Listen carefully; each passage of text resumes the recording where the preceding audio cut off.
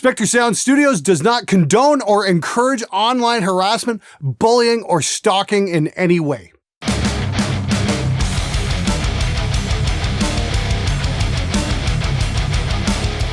Last night, I was contacted by my friend Kristen Marie, guitar player for the band Conquer Divide.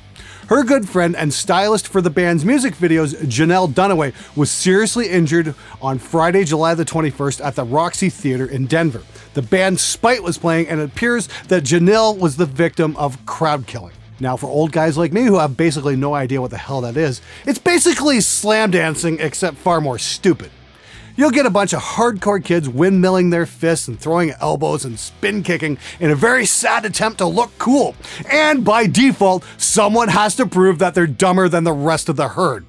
And they'll windmill their fist right into a crowd because apparently being creative and a productive member of society is far too difficult. So the end result of this incident at the Roxy was that Janelle suffered multiple skull fractures, nasal fractures, and lost several teeth and is going to be stuck with one hell of a medical bill.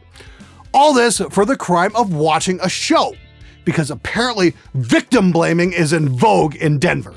Like this piece of wisdom. If you can't take the mosh, get out. And teeth aren't a big deal. They are replaceable, not permanent. And yes, when I see someone making a big deal over spilt milk. And this one's my personal favorite. If you can't handle the environment of hardcore shows, don't go or learn the safe areas. Crowd killing and hardcore dancing has been a staple in hardcore music for generations before most of us were even born. Demanding that a specific culture changes because you can't handle the scene is pretty fucking moronic. Well, I would argue that crowd killing is the paramount of idiocy. As someone who has attended numerous shows in the 90s, crowd killing is definitely a recent phenomenon. Personally, I don't get it. I don't know, maybe it's because I was brought up to respect my fellow man and not engage in senseless acts of violence. And to those of you who would argue that it's about letting off steam, I say this: then why not step into a ring with somebody who will hit you back? Why do you have to do it at a show? Why do you need an audience? If you need to get it out of your system, why not bring a radio into a parking lot somewhere and do it in broad daylight with nobody around for you to hurt? Because people have been killed in mosh pits, bands and venues have been sued, and people have gone to prison. And all of this because a normal, rational person loses all sense and reason in a herd situation.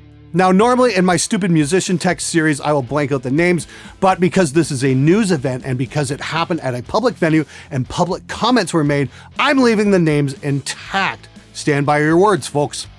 I reached out to the person responsible, Daniel Flint, for his side of the story, and this was his response. It's unfortunate that someone got injured, but when you join a mosh pit and enter in this atmosphere, you assume the risk of injury. In this specific instance, the person in question who was injured joined the mosh pit and unfortunately through an accident sustained injury. The police have reviewed the tape, and venue staff, promoter, GM of the venue, and witnesses have come forward and stated that this was an obvious accident and there was no malice intended, and the police have stated this on their report.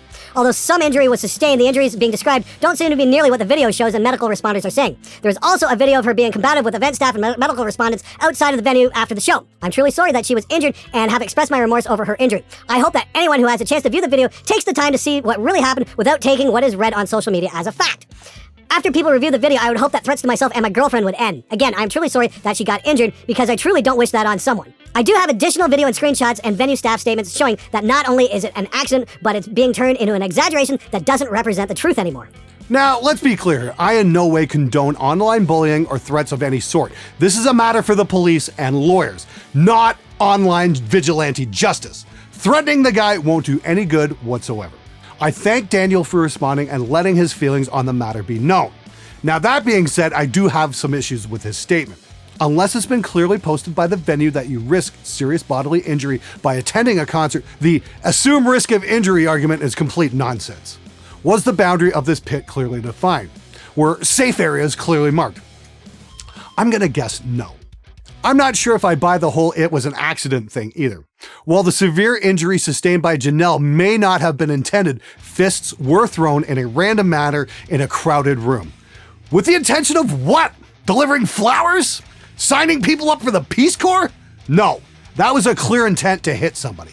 You throw a punch, you're responsible for the outcome. It's like if you drive through a schoolyard at 100 miles an hour and then claim it's an accident that you mowed down a bunch of kids. Nobody with a functioning brain is gonna buy that crap. If you truly don't want people to be injured, you don't throw punches! Duh!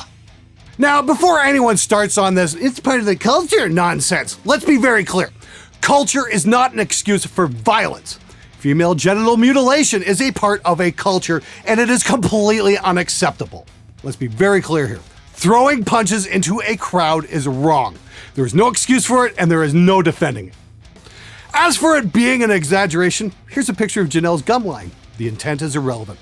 This is the result of the actions of reckless and irresponsibly violent behavior.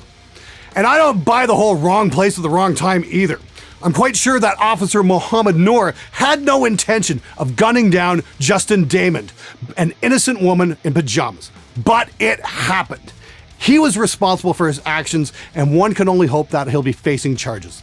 I think charges in this case are warranted too. I would like to point out that a video has been made available of the incident, and it's nearly impossible to tell what happened, because it's a cell phone video of a TV screen, not the actual video. So far, the Roxy Theater has not released the actual video, and it remains to be seen if they ever will. I'd like to get my hands on it and bring up the shadows and slow it down and see what really happened. A link to the crap video is available in the description below. Good luck trying to see anything meaningful. Meanwhile, there is a GoFundMe set up for Janelle's medical bills. She's going to need extensive dental work and is currently in the hospital, all thanks to hardcore dancing. I imagine this is going to be quite expensive thanks to that amazing American for-profit medical system. If this happened in Canada, hospital bills would be a non-issue. But Janelle is going to need some help paying for this. So if you're as sick as I am of seeing people getting hurt at shows, please help her out. The link's in the description below, and any help you could give would be greatly appreciated. I'd also like to note that the band Spite had shared Janelle's GoFundMe on their Facebook page, but that has now mysteriously disappeared. Probably because somebody gave them legal advice not to acknowledge the incident. Bands do tend to get sued over things like this, and yes, they can be held responsible. I'm also wondering just how much the venue is responsible for this incident as well. I do believe there is a legal obligation to keep patrons safe at all times, which makes me wonder why hardcore dancing is tolerated at all. Back in the 90s, I'd go see numerous shows at Harpo's in Detroit, and it was clearly marked on both sides of the stage, "No stage diving," obviously for liability reasons. I'm guessing that the Roxy failed to post any "no hardcore dancing" signs or had security remove attendees who were acting violently.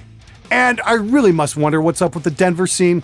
Last year, I was threatened for posting and commenting on what is possibly the most hilarious and worst mic technique picture of all time.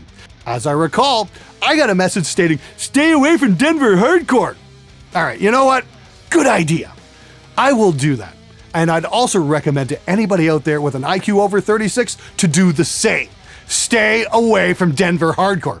And stay away from the Roxy Theater because they obviously can't keep their patrons safe. To those out there who would defend this incident, congratulations. You are responsible for killing your own music scene.